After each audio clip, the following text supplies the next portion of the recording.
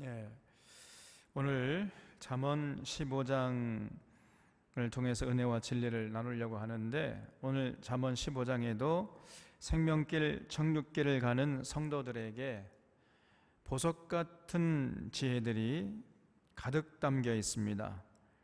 짧은 이 문장이지만은 한 구절 한 구절 안에 우리의 인생을 정말 건강하게 하고 행복하게 하고 가치 있게 만들어주는 지혜가 담뿍 담겨 있습니다. 특히 오늘 15장에서는 이 말에 대한 지혜가 계속 나오는데, 우리가 정말 깊이 새겨들어야 합니다. 왜냐하면 대부분의 인간관계가 말로 이루어지기 때문이에요. 1절 보겠습니다. 유순한 대답은 분노를 쉬게 해도 과격한 말은 노를 격동하니라 그랬죠. 여기 유순한이라는 말은요, 부드러운, 순한 이런 뜻입니다. 그러니까 이 부드러운 말, 순한 말은 그 듣는 사람으로 하여금 막 분노가 일어도 그 분노를 잠재워 주는 거지요. 반면에 과격한 말, 이 과격한 말이라는 것은 그 마음에 상처를 주는, 마음을 그냥 헤집어 파내는 이런 거친 말을 말하는 거지요. 그러니까 이런 과격한 말, 거친 말은요, 상대방의 분노를 자아내게 합니다. 그래서 같은 내용이라 할지라도 말을 부드럽게 하는 사람이 있는가 하면은 과격하게 하는 사람이 있어요. 똑같은 내용인데, 내용은 똑같은데 듣는 사람하고 하여금 분노를 잠재우는 그런 말을 주로 구사하는 사람이 있는가 하면 오히려 잠자던 분노가 깨어나는, 더 분노케 하는 이런 말을 하는 사람이 있습니다. 전자가 지혜로운 사람이고 후자가 미련한 사람이죠. 부드럽게 말을 하면은요, 아무런 문제도 안 되고 오히려 더 참 친해질 수 있는 계기가 될 수 있는데, 아주 그냥 거칠게 대답을 해가지고 과격하게 대답해서 상대방의 분노를 자아내고 영영 원수관계로 지내는 이런 사람이 있어요. 아주 어리석은 사람이죠. 여러분, 우리가 그래서 말을 좀 유순하게, 좀 부드럽게, 순하게 하는, 상대방이 들을 때 좀 아다르고 어다르잖아요.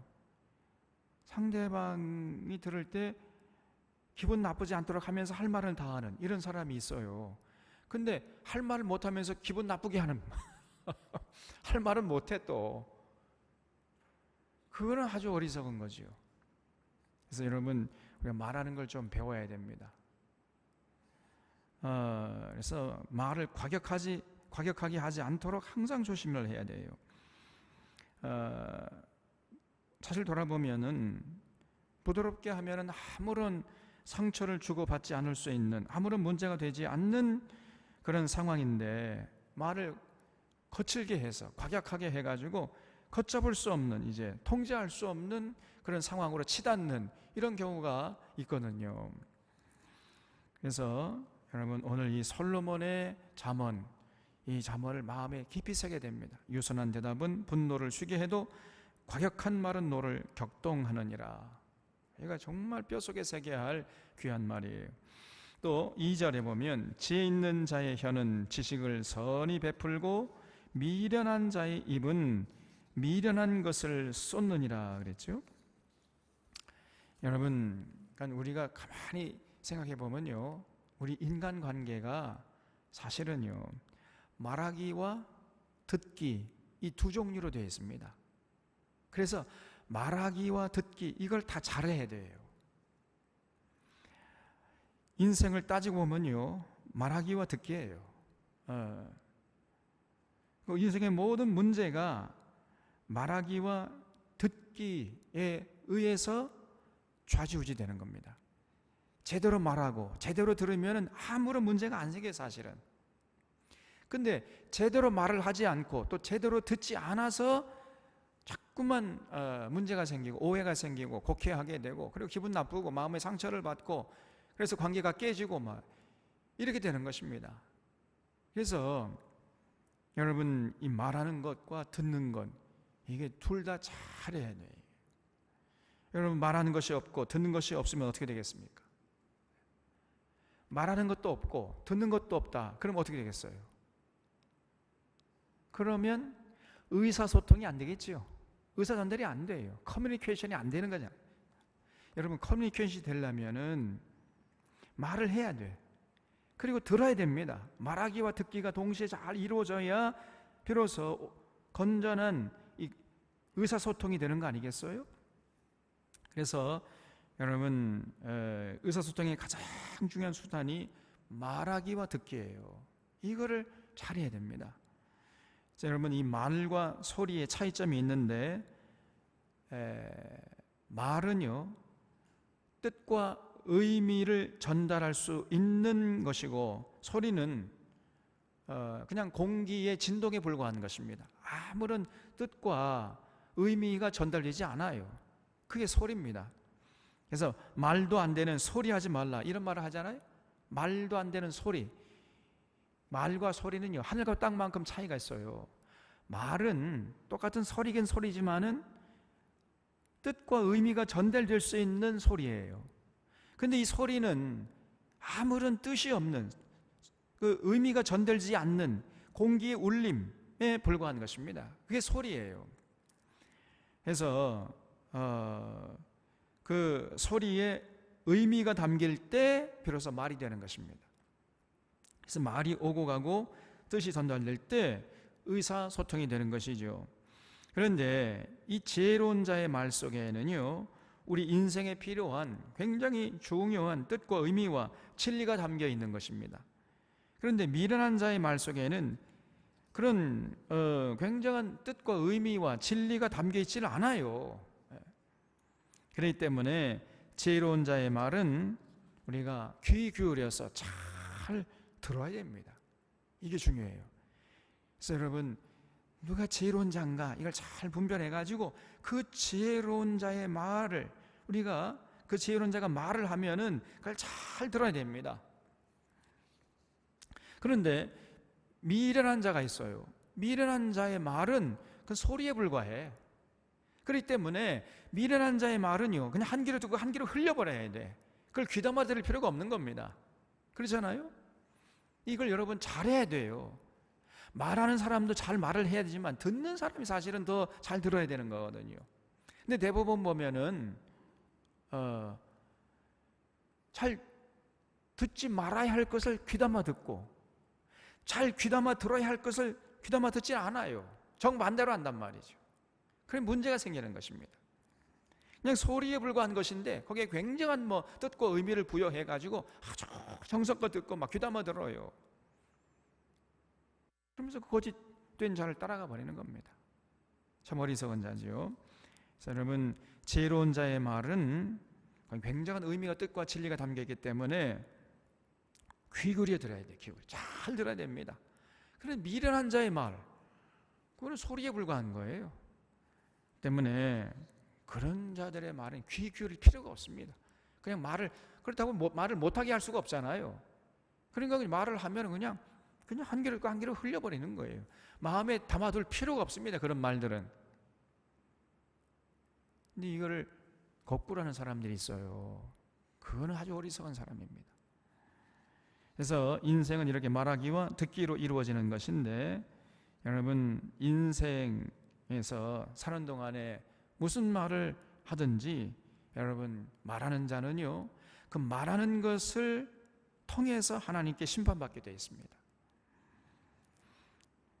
그리고 듣는 자는 또 어떤 말에 귀를 기울였는지 거기에 따라서 하나님 앞에 심판받게 되어 있다, 그 말이.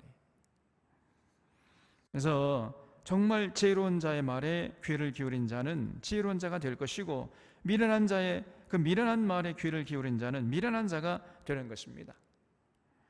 그래서 사람들이 무슨 말을 어떻게 하면서 살았느냐, 또 무슨 말을 어떻게 들으면서 살았느냐, 여기에 따라서 인생이 결판난다, 이렇게 말해도 과언이 아니에요. 여러분, 그래서 말하는 사람은 정말 올바른 것을 말해야 하는 것이고, 듣는 사람은 그 올바른 말을 분별해서 경청해야 돼요. 아무 말이나 경청하면 안 됩니다. 여러분, 특히 믿음은 들음에서 난다 그랬잖아요. 믿음은 그래서 듣기가 중요하다는 겁니다. 듣기가 잘 들어야 올바른 믿음을 소유할 수 있어요. 잘못된 자의 말을 잘 들어버리면 어떻게 되는 거예요? 잘못된 믿음을 갖게 돼버리잖아요.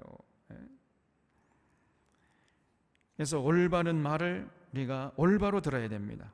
그래서 이 말하기와 듣기, 이것이 참으로 중요한 것임을 우리 사론의 교우들은 꼭 기억하시기를 바랍니다. 그래서 정말 올바른 사람, 지혜로운 사람의 말을 귀담아 듣고, 미련한 자의 그 쓸데없는 말, 그런 말은요 그냥 한 귀로 듣고 한 귀로 흘려버려야 돼. 꼭 그렇게 해주시기 바랍니다. 여러분, 2절 말씀을 우리가 반드시 기억해야 돼. 3절에 여호와의 눈은 어디서든지 악인과 선인을 감찰하시느니라 그랬죠. 그래서 우리 하나님은 무소부재하시는 하나님이다, 이렇게 얘기해요. 우리 하나님은요 어디서든지 계세요. 또 동시에 계십니다.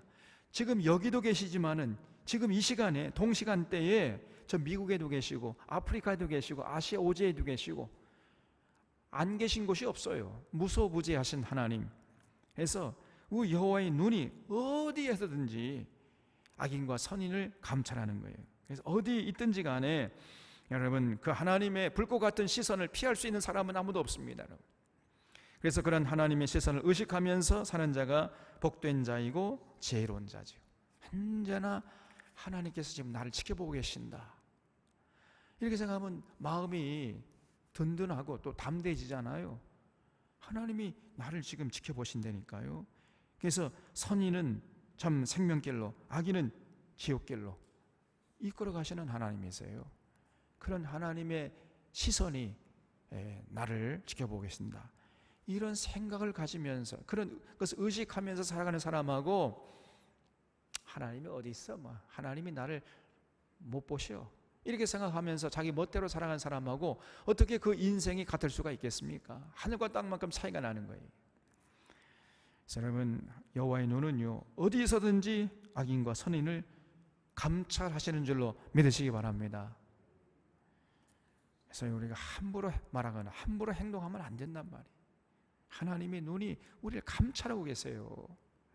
4절에 온순한 혀는 곧 생명나무이지만 패역한 혀는 마음을 상하게 하느니라 그랬죠.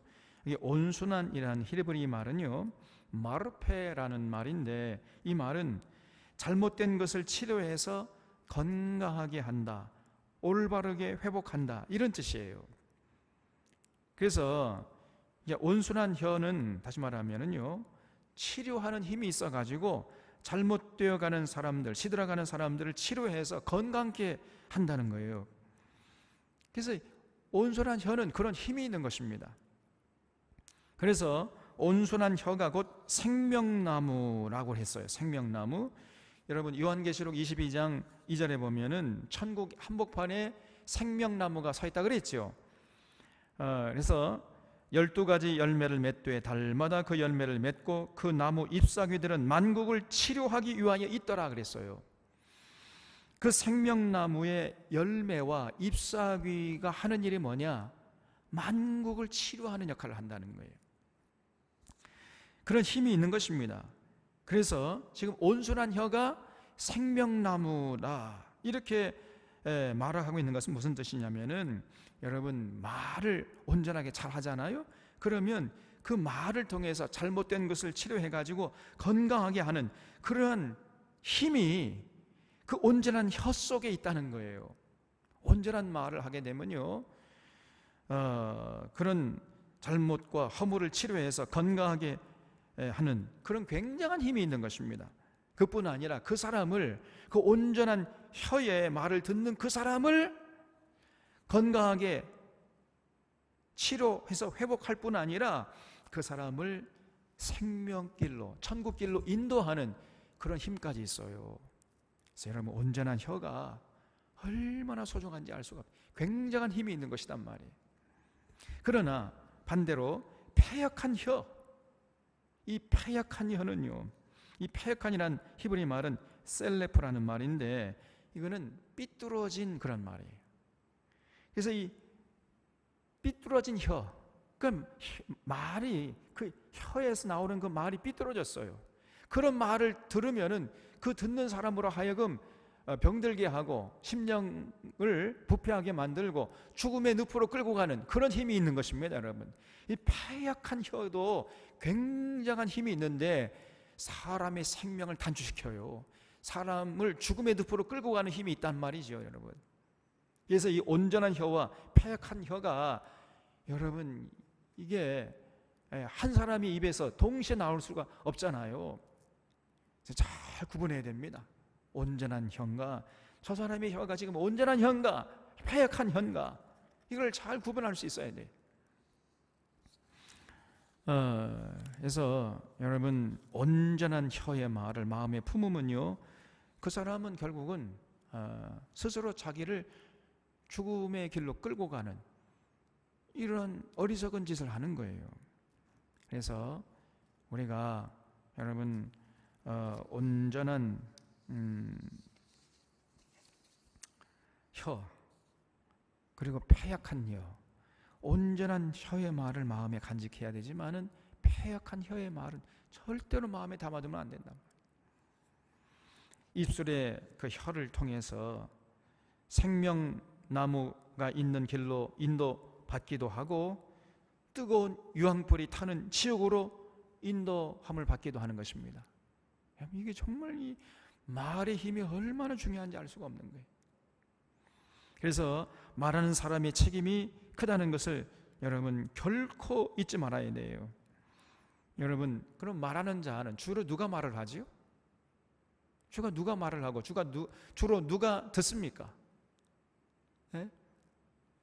그러죠? 지도급 인사들이 주로 말을 하고 그 지도자를 따라가는 팔로워들은 주로 듣지요. 그렇잖아요? 예를 들어서 대통령이나 장관이나 국회의원, 회사의 사장, 이런 지도급 인사들이 주로 말을 해요. 그리고 뭐 이제 국민들이나 회사 직원들은 주로 이제 듣는 거지요. 교회에 오면은 이제 목사님들이 주로 말을 많이 하잖아요. 그 성도들은 주로 듣는 겁니다. 그렇기 때문에 여러분 말하는 자의 책임이 크다는 거예요. 말하는 자. 그래서 야고보서 3장 1절에 보면 선생된 자에게 더 큰 심판이 있다. 제가 늘 얘기하잖아요. 여기서 더 큰 심판이란 말은 헬란 말로 메이전 크리마라는 말인데 일반 사람보다 조금 더 큰 심판이 있다. 지도급 인사들에게는 일반 사람들보다 조금 더 큰 심판이 있다. 그런 말이 아니고 이 메이전 크리마라는 말은 뭐냐? 메이저급 심판이 있다는 거예요. 여러분 주로 말하는 입장에 서 있는 이런 지도급 인사들에게는요 메이저급 심판이 있는 겁니다. 그래서 목회자들에게는 메이저급 심판이 기다리고 있다.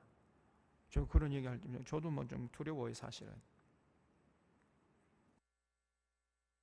그래서 지도자의 자리에 앉아 있는 사람들은 언제나 말을 조심해야 돼. 온순한 말, 온순한 혀의 말을 하려고, 건강한 말을 하려고 애를 써야 됩니다. 이 패역한 혀가 되면은요, 이 사람에게 기다리고 있는 것은 하나님의 무서운 저주의 심판이 있다는 거예요. 그래서 여러분 지도자의 자리에 앉아 있는 사람들은 언제나 말을 조심하고 사람들을 치료해서 살리는 말, 진리의 말, 창조적인 말을 해야 할 책임이 있다는 것을 잊지 말아야 돼요.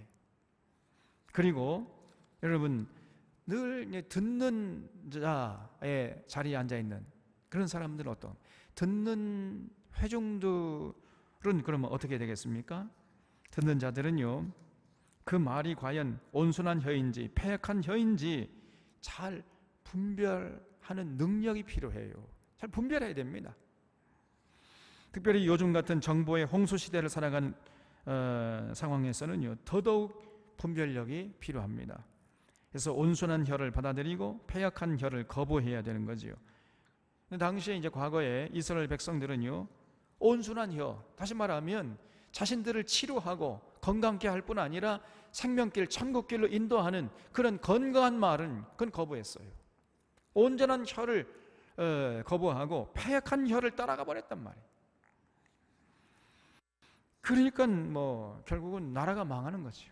개인은 불행하고 사회는 불안해지고 국력은 약화돼 가지고 이방 군대가 쳐들어와서 나라가 망하는 이런 끔찍한 저주를 당했던 것입니다. 그래서 예레미야서 5장 30절 말씀 보면은 이 예레미야가 탄식을 하고 있는 장면이 나오는, 이게 바로 하나님의 탄식이었습니다.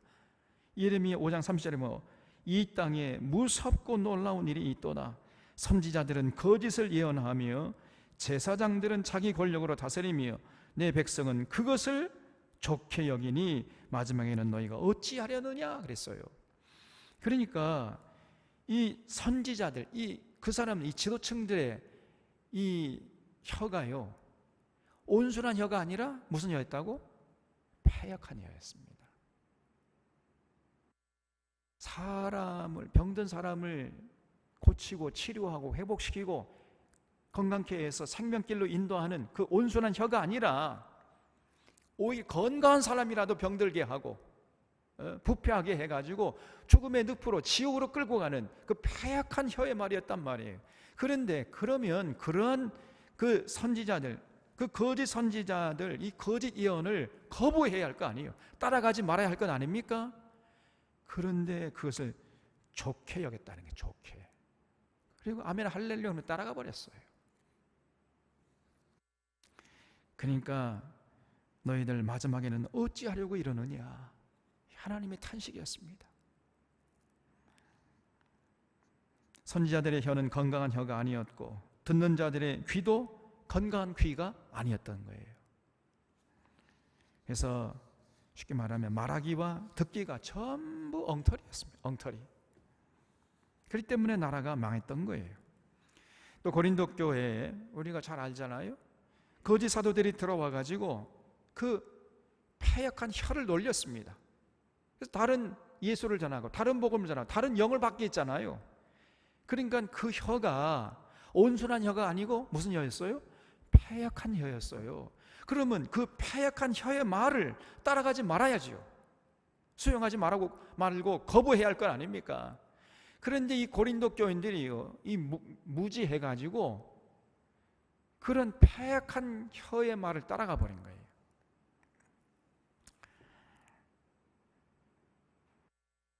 그래서 여러분, 올바로 말하는 것도 중요하고 올바로 듣는 것도 버금갈 정도로 중요한 것입니다. 온순한 혀와 패역한 혀는 여러분 사실은 우리의 통제권 밖에 있잖아요. 우리가 어떻게 할 수가 없잖아요. 자기들 입을 가지고 자기들 혀를 가지고 자기들 말하겠다는데 우리가 어떻게 통제할 수 있습니까? 올바른 말만 하시오, 그렇게 말을 할 수가 없잖아요. 그래서 지금 온전한 혀인가 패역한 혀인가, 이거는 우리가 어떻게 통제할 수가 없습니다. 그러나 온전한 혀와 패역한 혀를 분별해서 온전한 혀를 받아들이고 패역한 혀를 거부하는 것은 우리가 할 수 있어요. 그거는 우리의 선택에 따라 달라질 수 있잖아요. 그러니까 우리의 통제권 범위 안에 있는 겁니다. 그래서 주변에 온전한 혀와 패역한 혀가 얼마나 있든지 말든지 그건 여러분 우리가 걱정할 게 아니에요. 문제는 우리가 걱정할 게 뭐냐, 우리가 영적인 분별력이 있는가 없는가, 이걸 걱정해야 돼요. 영적인 분별을 가지고 온전한 혀인가 패역한 혀인가, 이걸 잘 구분해서 온전한 혀의 말은 받아들이고 패역한 혀의 말은 거부하는 이런 분별력이 있어야 하는 것입니다. 그래서 온순한 혀는 곧 생명나무지만은 패역한 혀는 마음을 상하게 하느니라. 이 말을요 우리가 뼛속에 깊이 새겨야 됩니다. 또 5절에 아비의 훈계를 업신여기는 자는 미련한 자요 경계를 받는 자는 슬기를 얻을 자니라 그랬죠. 여러분 이 말씀도 너무 중요한 말씀입니다. 여러분 부모님의 말씀, 그 아비의 훈계를 업신여기는 자, 이런 자는 미련한 자가 틀림없습니다. 스스로 자기가 미련하다는 것을 만천하에 폭로하는 거에 불과한 거예요. 여러분 우리 부모님의 말씀, 부모님의 가르침, 아비의 훈계, 이건 절대로 한 귀로 듣고 한 귀로 흘리면 안 되는 거예요. 이게 부모님의 말씀을 잘 듣고 마음에 새기는 자가 지혜로운 자입니다, 여러분. 여러분 그렇잖아요. 부모님이 먼저 났으니까 인생의 선배 아닙니까? 인생의 선배니까 그 자식들보다는 뭐 많은 것을 먼저 경험했을 거 아닙니까? 선험한 거예요. 선험. 먼저 경험한 거 아닙니까? 그러니까 먼저 경험하는 걸 통해서 인생의 지혜를 알고 있을 건 아니겠어요? 그래서 그런 자신의 경험을 통해서 터득한 그러한 인생의 지혜를 사랑하는 자녀에게 지금 가르치는 거 아닙니까? 그러니까 이 부모의 훈계를 절대로 없이 여기면 안 되는 것이에요. 그러니까 부모의 말은요, 다시 말하면 부모의 혀는 패역한 혀가 될 리가 없잖아요. 그러니까 부모님의 훈계는 정말 우리가 소중히 귀를 쫑긋 세워서 들어야 되는 겁니다. 새겨 들어야 되는 거예요. 그리고 여기 이제 아비라는 말은 단순히 육신의 아버지만을 말하는 게 아니라 인생의 어른들까지도 포함하고 있어요. 그래서 학교에 가면 선생님, 또 교회에 가면 목회자들, 그런 사람을 아비라고 할 수가 있는 거죠. 또 자기가 인생의 멘토로 삼고 가는 인생의 스승들, 이게 아비라고 할 수 있는 겁니다. 그런 자들의 말을 정말 잘 듣고 실천하는 자가 지혜로운 자고, 그렇지 않은 자는 미련한 자지요. 그냥 자기 혼자 똑똑한 체 하면서 그냥 자기 잘난 맛에 자기 멋대로 자기 하고 싶은 대로 하면서 살아가는 자, 이런 자는요 정말 어리석은 자입니다. 정말 미련한 자예요. 그 먼저 경험한 자들의 그 인생의 그 선배들의 그 경험을 통해서 얻는 소중한 지혜들을 이 사람은 전혀 활용할 수가 없잖아요. 그런 것처럼 미련한 게 어디 있습니까? 그래서 여러분 정말 이 부모님의 말씀, 그 아비의 훈계를 잘 들어야 돼요. 나아가서 여러분 이 부모 공경은요 하나님 공경과 연결되어 있다고 제가 늘 말씀드리잖아요. 그래서 이 부모 공경이 중요한 것입니다. 여러분 눈에 보이는 육신의 부모를 공경하지 못하는 자가 눈에 보이지 않는 영적인 부모를 어떻게 공경할 수 있겠습니까? 그건 불가능해요. 눈에 보이는 부모도 공경하지 못하는 자는 절대로 눈에 보이지 않는 영적인 부모 되시는 하나님을 공경할 수 없습니다. 불가능해요. 그래서 부모 공경이 중요한 거예요. 부모 공경을 통해서 눈에 보이지 않는 진정한 우리의 영적 부모, 그 하나님 아버지를 섬기는 연습과 훈련을 하는 것입니다. 그래서 여러분 부모 공경이 이렇게 하나님 공경과 연결되어 있는 것이에요. 그래서 이 5절도 반드시 마음에 새기고 실천해야 됩니다. 어떤 사람은요 자기 부모가 뭐 좀 배우지 못하고 자기보다 그걸 뭐 늙었다고 함부로 무시해 버려요. 엄마 아빠가 뭐 알면 얼마나 알아. 요즘에 산업혁명 시대인데 그러면서 함부로 그냥 구시대 사람이라고 하면서 무시해 버립니다. 아주 미련한 자식이에요. 이 자식은 미련한 새끼야 이거는.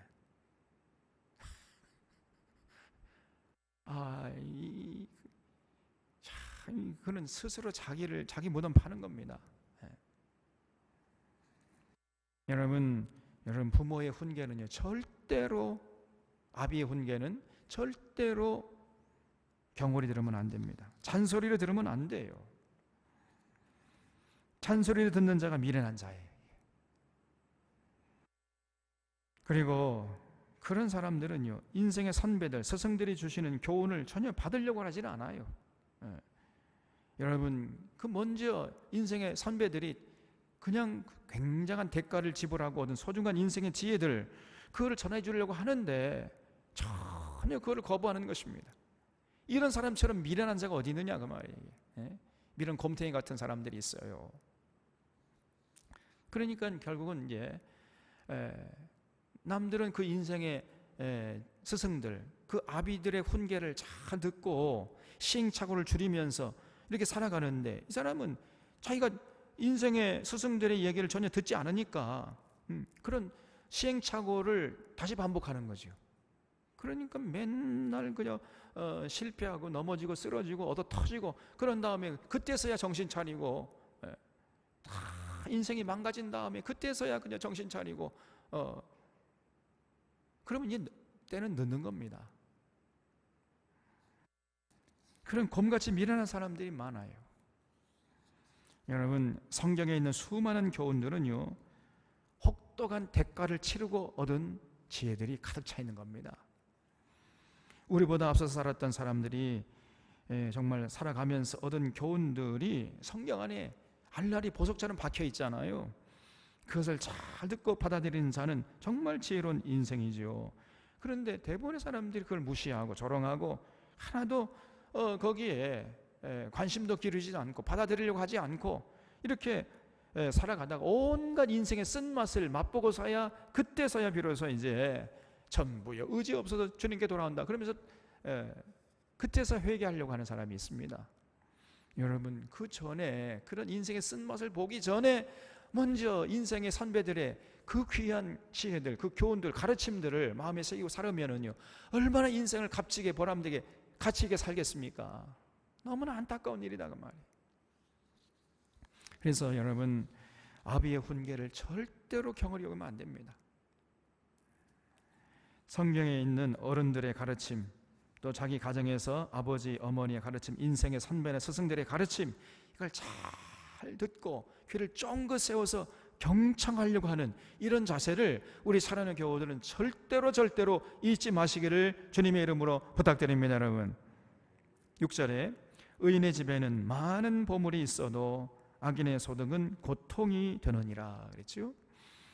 여러분, 의인의 집에 쌓이는 재물은 보물이 될 수 있지만은 악인의 집에 쌓이는 재물은요, 대개 고통이 되고 오히려 저주가 되어버려요. 다시 말해서 의인의 집에 쌓이는 재물, 그랬으니까 의인이요 뇌물 받아가지고 재물을 쌓아놓으려고 그러겠습니까? 그러지 않겠죠? 정직하게 성실하게 땀 흘려 일한 대가를 얻은 그 재물을 쌓아놓는 거예요. 그거는 그 재물은요 그 가정을 정말 행복하게 해주는 겁니다. 근데 악인의 소득, 악인이 뭐 땀 흘려서 정직하게 성실하게 이렇게 일해가지고 그 소득을 얻었겠습니까? 악인의 소득은 뭐예요? 전부 다 부정부패하고 뇌물 받아먹고 부동산 투기하고 증권 투기하고 개발정보 빼돌려가지고 그냥 땅 짓고 헤엄치식으로 돈을 벌려고 하는 거예요. 여러분, 그런 재물은 절대로 그 가정을 행복하게 하지 못한다는 겁니다. 이걸 잊지 마요. 오히려 행복하게 하지 못할 뿐 아니라 그 집에 재앙을 불러와요. 그 집을 저주케 만든단 말이에요. 잊지 마셔야 돼요. 절대로 여러분, 악인의 소득을 부러워하지 말기를 바랍니다. 왜 이렇게 아멘 소리가 작습니까? 성경은 뭐라고 그러죠? 돈을 사랑하지 말라 그랬죠. 돈을 사랑함이 일만악의 뿌리라 그랬어요. 다시 말하면 모든 악, 일만악, 그 일만악의 뿌리를 파고 들어가면 뭐가 나온다고요? 돈을 사랑하는 게 나와요. 돈을 사랑하는 데서부터 모든 악이 거기서 파생되어 나오는 것입니다. 세상에 있는 모든 악의 근원을 파고 들어가면 돈을 사랑하는 게 나와요. 돈을 사랑. 돈이 아니라 돈을 사랑하는 것이 그 일만악의 뿌리예요. 여러분, 돈은 가치 중립입니다.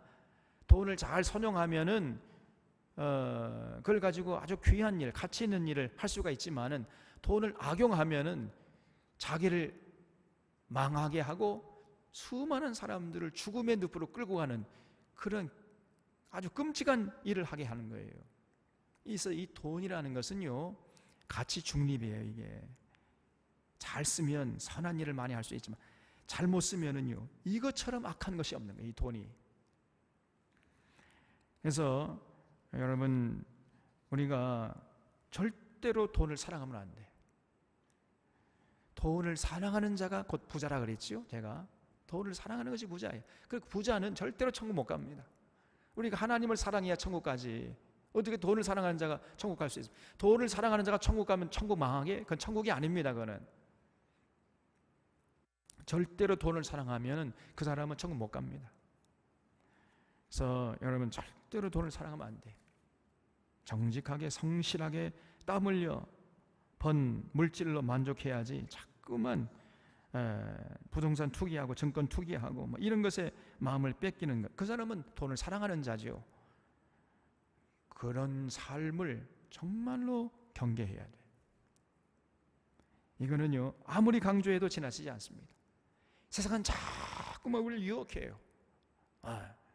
이렇게 하면은 쉽게 돈을 벌 수 있다. 그게 마귀의 달콤한 속삭임이에요. 거기에 넘어가면 여러분 돌이킬 수 없습니다. 그래서 제가 늘 얘기하잖아요. 절대로 부동산 투기, 증권 투기하지 말아라. 그 자기를 죽음의 늪으로 끌고 가는 지름길이다. 아무리 강조해도 지나치지 않습니다, 여러분. 7절에 지혜로운 자의 입술은 지식을 전파해도 미련한 자의 마음은 정함이 없느니라 그랬죠. 그래서 이 말씀은요, 2절 말씀과 맥락을 같이 하고 있습니다. 지혜 있는 자의 혀는 지식을 선히 베풀고 미련한 자의 입은 미련한 것을 쏟아내느니라. 또 4절의 말씀과도 이게 일맥상통하는 말이에요. 온순한 혀는 곧 생명나무지만은 패역한 혀는 마음을 상하게 하느니라. 그런 말씀과 비슷한 말씀이죠. 그래서 말하기의 중요성, 또 동시에 듣기의 중요성을 강조하고 있다고 볼 수 있습니다. 8절에 악인의 제사는 여호와께서 미워하셔도 정직한 자의 기도는 그가 기뻐하셨느니라. 8절 말씀에도 여러분 별표 10개 주세요. 정말 이 중요한 말씀 아닙니까? 많은 사람들이 우리 하나님이 어떤 분이신지를 몰라요. 그냥 제사만 드리면 하나님이 기뻐하실 줄 알아요. 천만의 말씀 만만의 콩떡이라 그랬죠. 악인이 드리는 제사는요, 아무리 많이 드리고 자주 드리고 풍성하게 드려도 절대로 하나님이 기뻐하시지 않고 오히려 미워하신대요. 악인의 제사는 여호와께서 미워하신다 그랬잖아요. 정직한 자의 기도는 그가 기뻐하시니라. 참 이게 여러분 제사하고 기도 이렇게 대비시키고 있잖아요, 지금 솔로몬이. 근데 여러분 제사는 뭡니까? 제사는 제물을 바치러 오는 거 아니에요? 기도는 뭐예요? 기도의 핵심은 하나님께 나가서 뭘 자꾸 달라는 거 아닙니까? 이거 좀 이루어주시고 좀 해주시고 이거 좀 주세요, 달라는 거 아니에요? 그런데 악인의 제사는 미워하고 정직한 자의 기도는 기뻐한다는 거예요. 그러니까 이 말씀을 쉽게 말을 하면은 싸들고 와서 바치겠다고 해도 미운 놈이 있고 얻어먹으러 온다고 해도 이쁜 놈이 있다는 거예요. 이게. 우리 하나님 입장에서 볼 때 싸들고 와가지고 막 갖다 바치겠다고 하는데 하나님 입장에서 볼 때는 미워 죽겠어 그냥. 그게 바로 악인의 제사라는 거예요. 근데 맨날 와가지고 이거 주세요 저거 주세요 막 그렇게 하는데도 하나님 입장에 볼 때는 이뻐 죽겠어 그냥. 그게 정직한 자의 기도라는 거예요. 여러분 예를 들면은 이 가인의 제사가 이게 악인의 제사죠. 가인이 제사 드렸잖아요. 여러분 가인이 열심히 갖다 바쳤는데 하나님은 전혀 기뻐하지 않고 오히려 그 가인의 제사를 미워했어요. 안 받을 뿐 아니라 미워했습니다. 반면에 정직한 자의 기도는 이제 아벨의 제사지요. 아벨의 제사는 하나님이 기뻐 받으셨어요. 왜 그랬습니까? 여기서 많은 교회 목회자들이 이 가인의 제사는 곡식으로 드렸기 때문에 하나님이 안 받으셨고 아벨의 제사는 양을 잡아서 피를 내가지고 제사를 드렸기 때문에 받으셨다. 다시 말하면 그 제사의 제물의 문제가 가인에게는 제물에 문제가 있었고 아벨에게는 제물에 문제가 없었기 때문에 하나님이 받고 안 받고를 결정하셨다. 이렇게 설교를 해버려요. 완전히 잘못된 설교입니다. 여러분 제물 때문에 받고 안 받고 그런 하나님이 아니세요. 우리 하나님은 뭘 보신다 그랬어요? 우리의 삶을 보신다 그랬죠. 삶을. 다시 말하면 가인의 제사는 하나님이 원하시고 기대하시고 기뻐하시는 삶을 살지 않고 와서 제사 드린 거예요. 삶에 문제가 있었던 거예요. 삶이 뒷받침되지 않는 제사였던 겁니다. 가인의 제사는. 그러니까 악인의 제사였어요. 가인의 제사는. 반면에 아벨의 제사는 하나님이 기뻐하시고 기대하시는 삶을 살고 와서 하나님께 드리는 제사를 드렸단 말이에요. 그래서 아벨의 제사는 정직한 자의 기도라 할 수 있어요. 그래서 하나님이 가인의 제사는 받지 않으신 거고 아벨의 제사는 받으셨던 겁니다. 이것이 올바른 해석이에요. 재물의 문제가 있는 게 아니라 삶의 문제가 있었던 게 삶에. 가인의 삶에. 그리고 아벨은 삶의 문제가 없었어요. 삶을 통해서 하나님께 영광을 돌리고 와서 드리는 제사였기 때문에 아벨의 제사는 하나님이 기뻐 받으신 것이고 반대로 가인의 제사는 하나님이 오히려 미워하셨습니다. 가증히 여긴 거예요. 그런 하나님이심을 우리 사랑하는 사론의 교우들은 꼭 기억하시기를 바랍니다. 여러분 이사야서 1장을 보세요. 거기에 하나님이 어떤 분이신지 아주 극명하게 나타나 있습니다. 그런데 이런 말씀들을 사람들이 그냥 경홀히 여기고 흘려보내요. 이런 말은 정말 우리가 귀 기울여 들어야 되거든요. 여기 이사야서 11장 이사야서 1장에 보면은요, 여기 이사야서 1장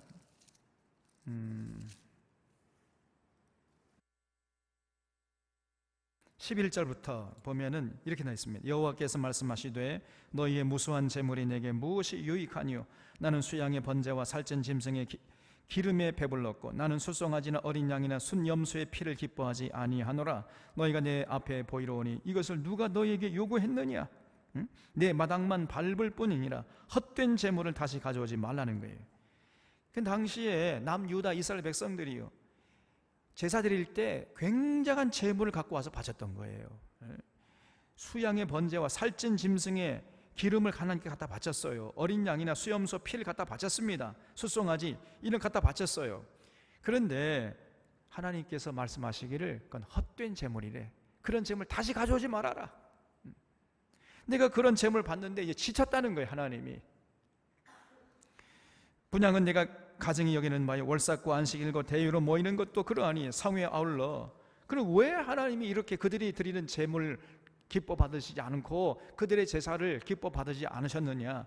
이들이 성회에 아울러 악을 행하는 것을 내가 견디지 못하겠다는 거예요. 다시 말하면 삶의 현장에 나가서 실컷 악을 행해.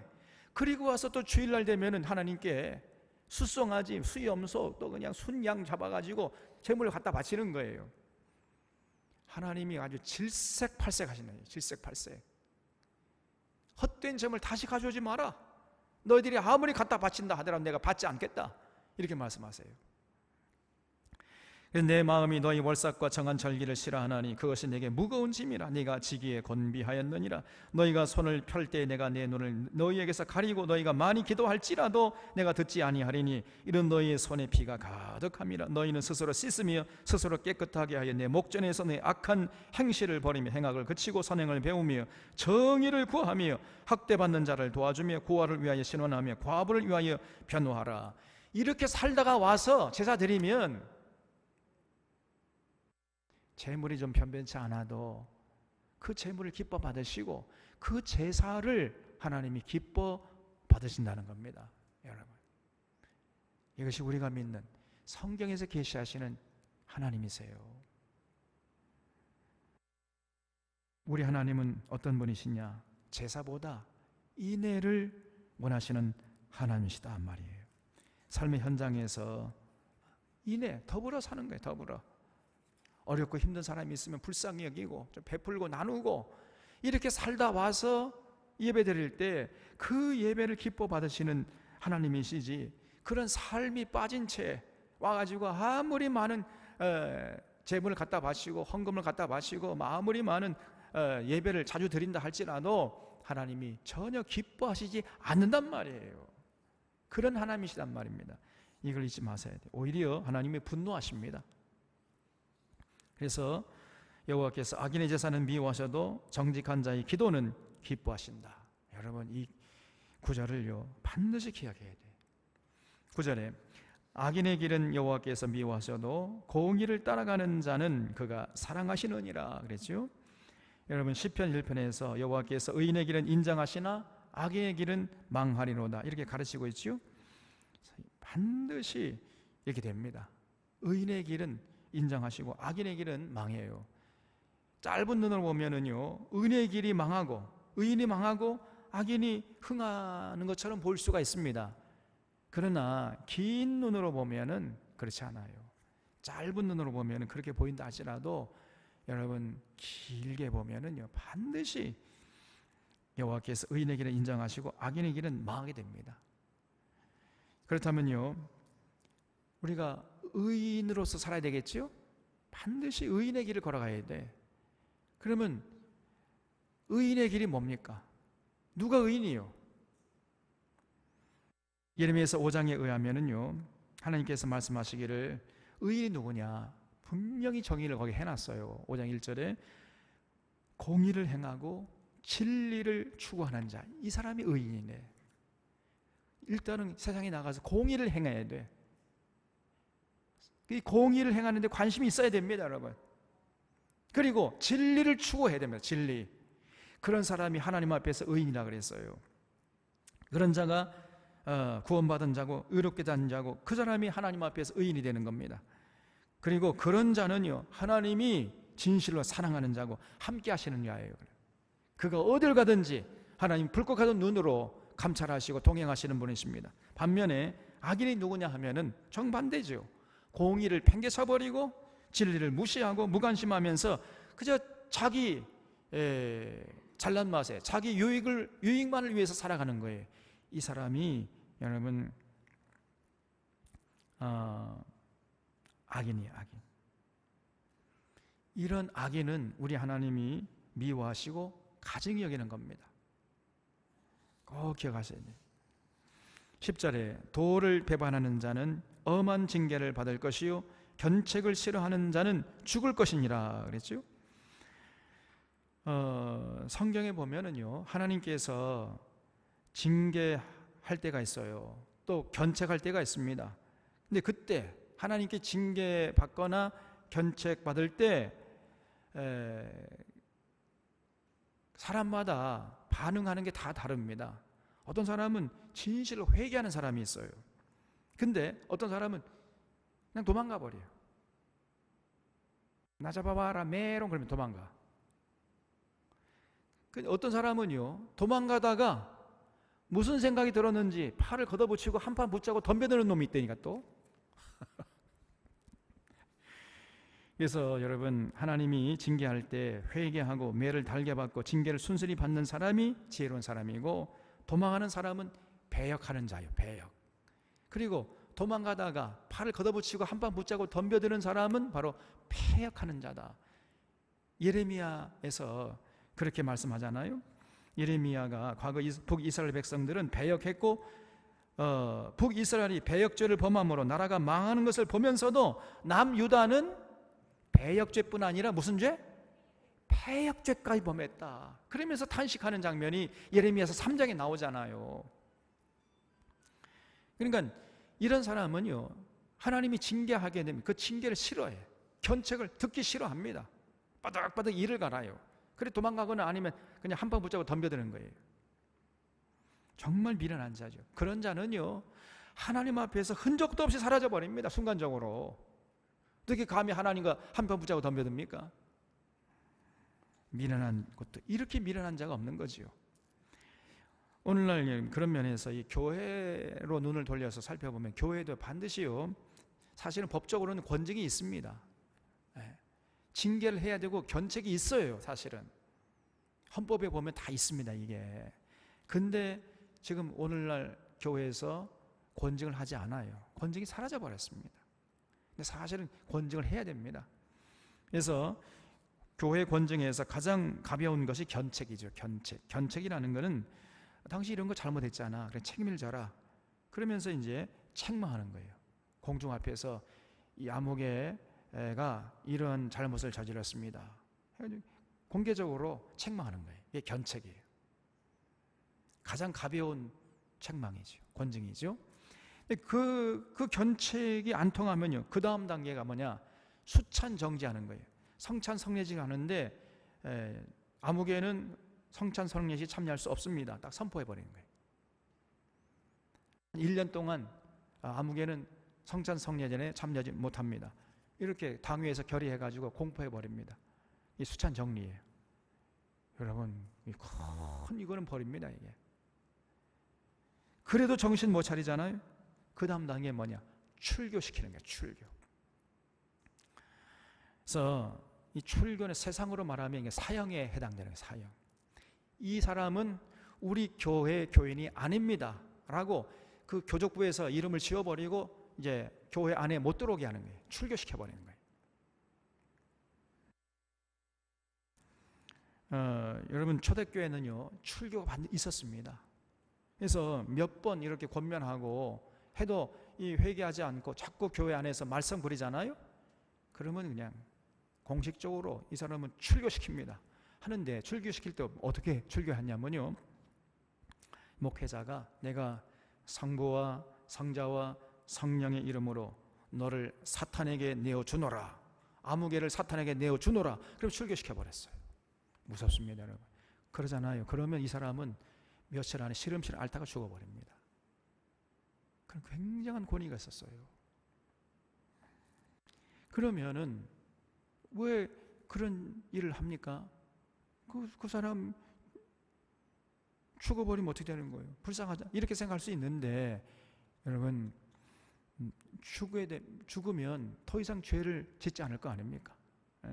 그래서 출교해서 죽게 하는 것은 더 이상 죄를 짓지 못하게 해서 육체는 멸할나 할지라도 영혼이라도 구원받게 하려고 하는 이런 사랑에서 정말을 안 듣잖아요. 그 자꾸만 교회를 어지럽히고 못된 짓을 하게 되면은 그 사람 출교시키는 거예요.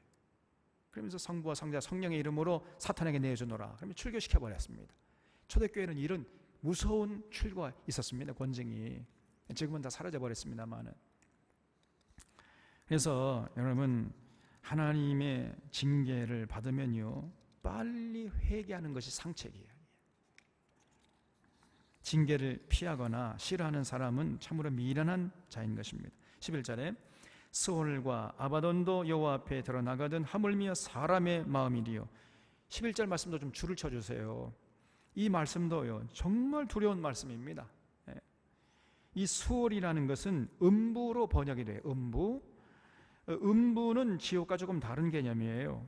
지옥은 악인이 영원히 머무르는 장소인데 비해서 음부는 잠시 머물다가 이제 주님이 재림하실 때 둘째 부활에 참여해서 하나님의 백보자 심판대 앞에 이제 서게 될 때까지 잠시 머무는, 마치 임시 정류장 같은 이러한 개념입니다. 그것이 스올이에요. 그리고 아바돈이라는 것은 깊은 장소, 심연, 멸망의 장소 이런 뜻입니다. 그래서 스올과 아바돈도 여호와 앞에 드러난다는 거예요. 무슨 말이냐면은 그렇게 깊은 심연의 장소라 할지라도 우리 하나님 앞에서는요 다 드러나게 돼 있다는 거예요. 하물며 그런데 사람의 마음쯤이야 하나님 앞에서는요 너무나 선명하게 극명하게 다 드러나게 돼 있다는 거예요. 다시 말하면 사람은 그런 말이 있잖아요. 10길 우물 속은 알 수 있어도 한 길 사람 속은 알 수가 없다. 그런 얘기 있죠. 그건 사람에게 한정되는 얘기예요. 하나님은 그렇지 않습니다. 하나님은요 사람의 마음을 속속들이 알 수 있다는 거예요. 아니 스올과 아바돈도 하나님 앞에 다 드러나는데 사람의 마음쯤이야 드러나지 않겠느냐, 그런 얘기입니다. 여러분, 그래서 사람을 속일 수는 있지만은 하나님을 속일 수는 없어요. 하나님 앞에 들어가면 그 사람 마음속에 뭐가 들어있는지 그냥 속속들이 다 드러나게 되어 있습니다. 하나도 감출 것이 없고 하나님 앞에서 속일 수 있는 것은 없어요. 불가능합니다. 그거는. 아모스서 9장 2절 4절에서 뭐라고 말씀하냐면 하나님께서 당시 이스라엘 백성들 향해서 이렇게 말씀합니다. 아모스서 9장 2절에 4절. 그들이 파고 스올로 들어갈지라도 내 손이 거기에서 붙잡아낼 것이요 하늘로 올라갈지라도 내가 거기에서 붙잡아내릴 것이며 갈멜산 꼭대기에 숨을지라도 내가 거기에서 찾아낼 것이요 내 눈을 피하여 바다 밑에 숨을지라도 내가 거기에서 뱀을 명령하여 물게 할 것이요 그 원수 앞에 사로잡혀 갈지라도 내가 거기에서 칼을 명령하여 죽이게 할 것이라 내가 그들에게 주목하여 화를 내리고 복을 내리지 아니하시리라 하시니라 그랬죠. 쉽게 말하면 하나님께 숨길 수 있는 것은 아무것도 없다는 거예요. 모든 것이 속속들이 밝히 극명하게 드러납니다. 사람은 속일 수 있잖아요. 사람도 그때만 지나가면요, 다 사람 잊어버리잖아요. 근데 우리 하나님 절대로 그렇지 않습니다. 우리 하나님 앞에 드러나지 않는 것은 없어요. 전부 다 드러납니다. 그 마음 속에 있는 깊이 숨겨진 것이라도 전부 드러나는 거예요, 이게. 그래서 여러분, 하나님을 두려워해야 됩니다. 하나님을. 시편 139편 7절로 10절 말씀 보면은요, 이 시편 기자가 내가 주의 영을 떠나 어디로 가며 주의 앞에서 어디로 피하리이까? 내가 하늘에 올라갈지라도 거기 계시며 서울에 내 자리를 펼지라도 거기 계시니이다. 내가 새벽 날개를 치며 바다 끝에 가서 거주할지라도 거기서도 주의 손이 나를 인도하시며 주의 오른손이 나를 붙드시리이다 그랬죠. 이 시편 기자가 고백하는 건 뭐냐면 하나님 앞에서는 그 누구도 숨을 자가 없다는 거예요. 아무리 하나님을 피해가지고 숨는다 하더라도 하나님이 그가 어디 가서 숨는다 할지라도 다 찾아내가지고 심판하신다는 거예요. 하늘 높이 올라가 여기는 하나님이 못 찾겠지. 거기서 다 찾아냅니다. 바다 깊은 곳에 가가지고 여기는 하나님이 못 찾겠지. 다 찾아내요, 우리 하나님이.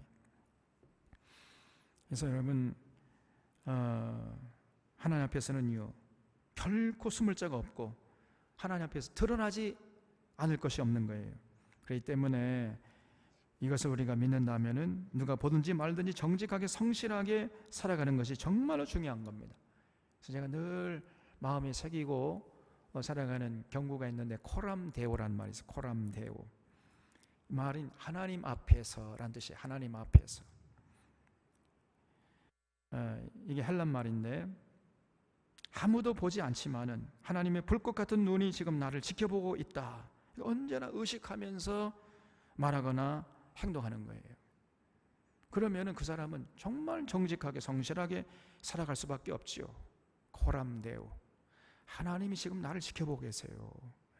하나님 앞에서는 결코 숨길 것이 없고 숨을 수가 없습니다. 이걸 인정하고 코람데오. 하나님 앞에서 내가 생각하고 말하고 행동하는 모든 것이 극명하게 드러난다 하는 것을 인식하면서 살아가는 사람하고 그런 의식 없이 그냥 자기 유익을 따라서 그냥 표변하는 이런 사람하고 어떻게 그 삶이 같을 수가 있겠습니까, 여러분? 그래서 코람데오, 우리 샤론의 교우들 이 말씀을 마음에 꼭 새길 수 있기를 바랍니다. 12절에 거만한 자는 견책받기를 좋아하지 아니하며 지혜 있는 자에게로 가지도 아니하느니라 그랬죠. 그러니까 거만하게 되는 거죠. 여러분, 이 교만한 거죠. 교만한 자가 왜 교만한 자가 되는가? 견책받기를 좋아하지 않기 때문에 교만한 자가 되는 거예요. 또 지혜 있는 자에게 가서 배우려고 하질 않아요.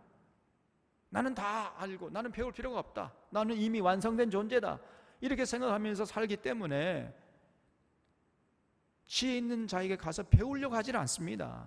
그래서 배우려고 하지 않는 것이 교만이라 제가 말씀드렸잖아요. 교만한 사람은요 자기의 부족함과 허물, 사람이 완전한 사람이 어디 있습니까? 그 부족함이나 허물을 지적하면 그걸 싫어해요. 특히 싫어합니다. 그럼 자기가 지금 신이에요 그러면? 모든 사람은 부족한 게 있잖아요. 완성된 존재가 아닙니다. 완성을 향해 나아갈 뿐이지 아무리 거룩하고 높은 사람이라 할지라도 부족한 게 다 있어요. 허물이 있습니다. 그럼 그걸 지적해주면 고맙게 여겨야 될 텐데 그걸 싫어해. 얼굴에 분노가 가득해요. 이게 교만한 사람이에요. 그렇기 때문에 또 지혜로운 자에게 가서 배우려고 하질 않아요. 자기는 다 안다는 거예요. 그게 교만한 겁니다. 그러니까 그런 사람은 절대로 회개할 수가 없겠지요. 자기는 전혀 자기의 부족함이나 허물 돌아보려고 하지 않고 배우려고 하지 않기 때문에 절대 이 사람은 회개할래야 회개할 수가 없습니다. 그러니까 죄 가운데 먹고 마시다 죽어버리는 거예요. 그러니까 교만은 패망의 선봉이다 말이 똑 맞는 말이에요. 여러분 이게 무슨 얘기입니다. 교만은 패망의 선봉이다. 패망이 전에 먼저 오는 것이 교만이에요. 망하기 전에 먼저 오는 것이 교만이라니까. 누가 가서 말을 해줘도 안 들어요. 자기가 옳다는 거예요 그냥. 견책받기를 좋아하지 않습니다. 배우려고 하질 않는 거예요. 그러니까 결국은 그 사람에게 이제 조금 있으면 패망이 오는 겁니다. 잘못된 길을 자꾸 가는데 거기 자기는 이 길이 맞다고 그러고 자꾸 가는 거예요. 그게 사망길인데 거기 낭떠러지가 있는데 낭떠러지 떨어질 줄 모르고 낭떠러지 떨어진다고 아무리 외쳐도 돌이키려고 하질 않아요. 그러니까 떨어져 죽어버리는 거죠. 이게 교만한 자의 특징입니다. 그래서 여러분 절대로 교만하면 안 돼요. 그래서 우리는요 견책받기를 좋아해야 됩니다. 누가 내 허물을 시작하면 그 고맙게 여겨야 돼. 쫑긋 귀를 세고 받아들이려는 자세를 보여줘야 됩니다. 그리고 지혜 있는 자에게 가서 겸손하게 배우려고 하는 자세를 죽을 때까지 잃지 말아야 돼. 이 사람이 참 복된 사람이. 13절에 마음의 즐거움은 얼굴을 빛나게 해도 마음의 근심은 심령을 상하게 하느니라 그랬죠. 여러분 마음에 즐거움이 있어야 얼굴에 빛이 나요. 다시 말하면 생기가 있습니다. 생기가. 사람들이 즐거움이 가득하고 또 누구를 사랑하거나 누구의 사랑을 받으면요 그 얼굴에 빛이 납니다. 생기가 있어요. 그러다가도 누구를 미워하거나 의심하거나 근심하거나 두려워하거나 그러면 그 얼굴에 있는 빛이 꺼져버립니다. 그래서 생기가 사라져버리는 거예요. 그 얼굴이 항상 어두워요. 그러면요 어떻게 되는가? 건강도 상하게 됩니다. 이제 그럼 불면증에 시달리게 되고요. 심하게 되면 우울증에 빠져요. 또 어떤 데는 조울증에 빠집니다. 아침에는 금방 기분이 좋았다가 그냥 밤 또 조금만 되면 그냥 막 다운되고 사람을 종잡을 수 없게 만들어요. 이렇게 롤러 타는 인생이 되어버립니다. 이 조울증이 무서운 병이에요, 여러분. 그래서 정말 우리가요 마음 관리를 잘 해야 돼요. 심령 관리. 항상 이 마음에 즐거움이 있게 해야 됩니다. 마음에. 그래서 항상 얼굴에 웃음이 가득 머물도록 이렇게 해야 됩니다. 일소란 말이 있잖아요. 일소일소. 한 번 화를 내면 한 번 늙어가는 거. 한 번 웃으면 한 번 젊어진다. 일소일소. 꼭 기억하셔야 합니다. 마음에 즐거움이 있는 것이 우리 육신의 건강과 굉장히 밀접한 연관이 있는 것이에요. 그래서 우리가 항상 마음에 즐거움이 있게 하려면 어떻게 됩니까? 우리 주 예수 그리스도, 그 부활의 예수 그리스도를 마음의 중심에 모셔야 돼요. 우리가 예수 그리스도의 은혜로 하나님 앞에서 의롭다함을 얻은 존재임을 언제나 잊지 말고 늘 구원의 기쁨과 구원의 감사로 부활의 소망으로 살아가게 되면요 언제나 그 마음속이 즐거워요. 기쁨이 넘칩니다. 그러니까 그런 부활의 주님을 모시고 사는 자는요 마음의 걱정 근심이 다 사라지는 거죠. 모든 것 주님께 맡기기 때문에 늘 마음이 평안한 거예요. 그래서 그런 사람은 결국 육신의 건강도 여러분 생기가 도는 거지요. 그래서 올바른 신앙생활이 우리 영혼뿐 아니라 육신의 건강에도 큰 영향을 미친다는 것을 잊지 마셔야 돼요. 그러니까 신앙생활 하려면 제대로 잘 해야 하는 것이 중요한 이유가 여기 있는 것입니다. 14절에 명철한 자의 마음은 지식을 요구하고 미련한 자의 입은 미련한 것을 즐기느니라 그랬죠.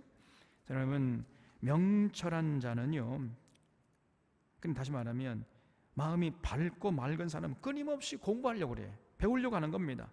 배움에 대한 갈증이 있어요. 진리를 사모하고 진리를 추구하고 진리 따라 사는 데 관심이 많습니다. 그러니까 자연적으로 명철한 자가 또 되는 거지요. 이게 전부 연관이 있는 겁니다. 그러나 미련한 자는요 그냥 배부르고 등 따스우면 만족하고 빈둥빈둥거리고 누가 견책하면 싫어하고 지혜로운 자에 가서 배우려고 하지는 않아요. 그러니까 자연스럽게 미련한 자가 되는 거죠. 자꾸 삶이 천박해지고 마음이 어두워지는 겁니다. 스스로 자기가 선택하고 자기가 책임을 지는 거죠. 15절에 고난받는 자는 그 날이 다 험악하나 마음이 즐거운 자는 항상 잔치하느니라 그랬죠. 이게 공동 번역을 보면 이렇게 번역을 해놨어요. 낯을 찡그리고 살면 세월이 괴롭고 마음이 평안하면 하루하루가 잔치 기분이다 이렇게 되어 있습니다. 그러니까 이 15절을 직역을 하니까 이렇게 되는데 의역을 하면은요 언제나 낯을 찡그리고 사는 이런 사람이 있어요. 그러면 날마다 이 사람은 괴로워요. 자기만 괴로울 뿐이에요. 또 마음이 평안해가지고 항상 얼굴에 해맑은 웃음을 띠고 사는 사람은요, 하루하루가 잔칫날이야. 그냥 하루하루가 오 해피데이, 날마다 해피데이예요. 그래서 여러분, 이렇게 마음이 평안해야 돼요. 마음의 평안을 깨는 짓을 하면 안 되고, 어떤 고난이 와도 평안한 마음을 잃지 않도록 하는 것이 중요한 것입니다. 예수님께서 나의 평안을 너에게 주노라 그랬죠. 내가 주는 평안은 세상에 주는 것 같지 않다 그랬어요. 그래서 이 예수님의 평안은 광풍 속에서도 깨지 않는 평안이잖아요. 그 예수님의 말씀을 실천하고 예수님의 가르침을 따라서 살게 되면요, 이 예수님의 평안을 우리가 소유하게 됩니다. 그러면 그런 사람은요, 마음의 즐거움이 있어요. 하루하루가 참으로 행복하고 천국을 누리는 인생이 되는 것입니다. 그래서 오늘 우리 샤론의 교우들이 이 솔로몬의 잠언을 마음에 새기고 실천하는 귀한 인생들이 다 되시기를 바랍니다. 16절 말씀부터는 다음 주에 하도록 하겠습니다. 기도하겠습니다.